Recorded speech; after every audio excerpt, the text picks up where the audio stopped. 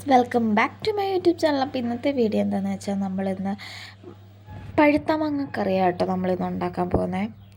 ആദ്യമേ തന്നെ നമ്മൾ ചൂടായ പാനിലോട്ട് നമ്മൾ എണ്ണ ഇട്ടു, എന്നിട്ട് കടുക് പൊട്ടിച്ചു, എന്നിട്ട് ഉള്ളി ഇട്ടു, പിന്നെ കറിവേപ്പില ഇട്ടു, എന്നിട്ട് നന്നായിട്ട് വഴറ്റി കൊടുക്കുക.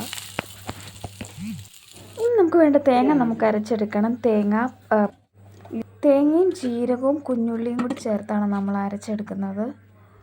കുറച്ച് വെള്ളവും കൂടെ ചേർത്ത് നന്നായിട്ട് അരച്ചെടുക്കും.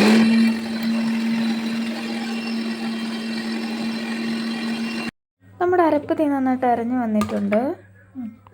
ഇനി നമുക്ക് നമ്മുടെ പഴുത്ത മാങ്ങയും പച്ചമുളകും നമ്മൾ അരിഞ്ഞു വെച്ചിട്ടുണ്ടായിരുന്നു, അതും കൂടെ നമുക്ക് ചേർത്ത് കൊടുക്കാം. മാങ്ങാണ്ടി നമ്മൾ കളയുന്നില്ല കേട്ടോ. കുറച്ച് വെള്ളവും കൂടെ ചേർത്ത് നമുക്കിനി അത് നന്നായിട്ടൊന്ന് തിളപ്പിച്ച് നമുക്ക് എടുക്കണം.